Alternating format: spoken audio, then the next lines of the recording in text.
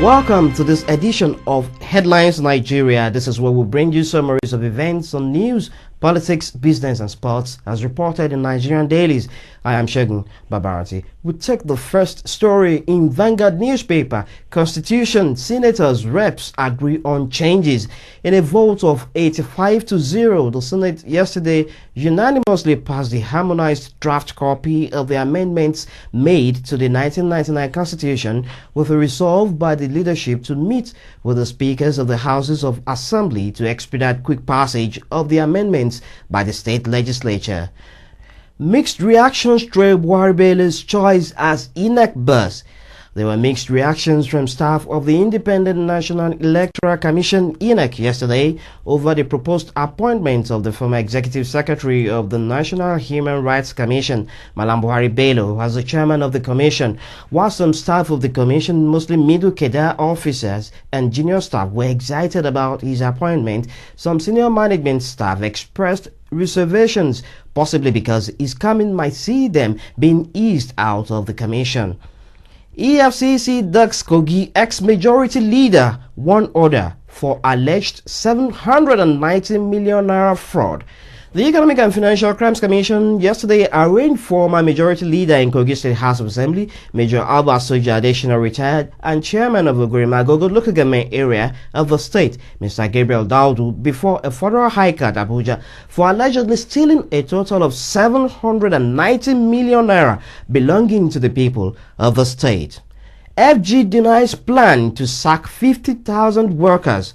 The federal government yesterday in Abuja dismissed recent reports that it planned to retrench no fewer than 50,000 civil servants as part of reforms in the federal public service.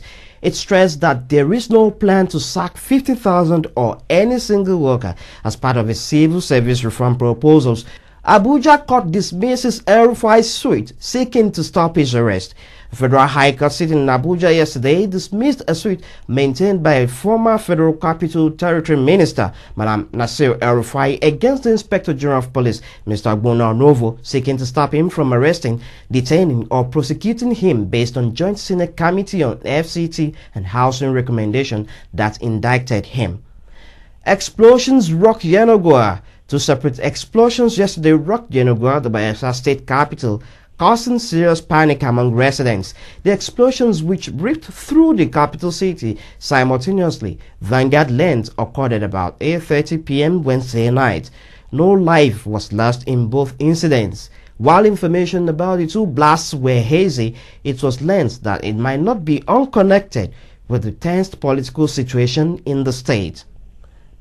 Street brawl. Monarch's wife petitions Mimiko, says Monarch's action is criminal.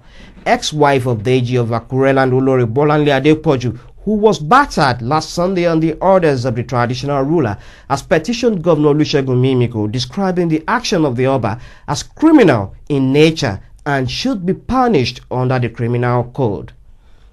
And we go over to Punch newspaper. British envoy laments state of Lagos airport. The Deputy British High Commissioner to Nigeria, Mr. Robin Green, on Wednesday raised concerns over the poor state of the Murtala Mohammed International Airport and its connecting roads. He said the current state of the roads stood as a militating factor to foreign investment in Lagos and Nigeria as a whole. Still in Punch newspaper, soldiers uncover weapons cache in Jos. A large cache of arms, including several automatic rifles, have been seized from local militias by men of the Special Task Force in Plateau State. An online blog reports that the arms were seized from some of the suspects arrested in connection with the killing of 3 Fulani herdsmen in Tucson village of Barkin Ladi local government of the state about 2 weeks ago. Rewane caught acquits suspect after spending 15 years in Kirikiri. Lagos High Court in Igbosere on Wednesday discharged and acquitted one of the surviving accused persons allegedly involved in the murder of Pa Alfred Rewane, Elvis Iremuma, after spending 15 years in Kirikiri prison, Lagos. Another Ibori associate indicted in London. A 12-member United Kingdom jury on Wednesday found Ms. Udoramaka Onoigbo, an associate of a former Delta State Governor Chief James Ibori, guilty on a 3-count charge of money laundering. The The jury, according to an online Nigerian news agency, will on Monday sentence Honorable Anibori's sister, Christine Ibori, at the Southwark Crown Court in London. And now we go to politics. PDP lifts suspension on Nnamani, Masari and others. The leadership of the People's Democratic Party on Wednesday announced the lifting of suspension placed on 19 members of the PDP Reform Forum. We go to Vanguard newspaper. I have fulfilled my electoral promises, Fashola. Governor Babatunde Fashola of Lagos State Wednesday took stock of his tenure in the last 1,100 days and declared that his government had delivered on electoral promises he made to the citizens of the state at inception. Jonathan didn't betray Eradua, says PDP.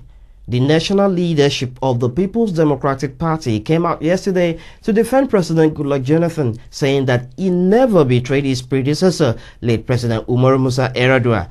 The party has also concluded plans to sanction Senate Deputy Majority Leader Kanti Bello for alleged anti-party activity over comments attributed to him that he will oppose any move by President Goodluck Jonathan to contest the PDP presidential primaries. And business news, Nigerian champion CBN may repossess Savannah Society General banks. There are indications that the Central Bank of Nigeria may repossess Savannah Bank and Society General Bank for failing to meet the June 2010 deadline for them to return to business. Both banks had their operating licenses withdrawn by the CBN but got them back through litigation in 2008 and 2009. In Punch newspaper, Nigeria to ship 25 billion cubic meters of gas.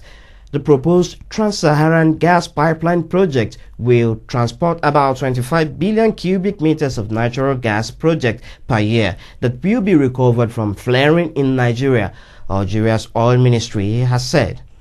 In sports now, Punch newspaper, World Cup, Eagles battle ready, Legebek and Kano.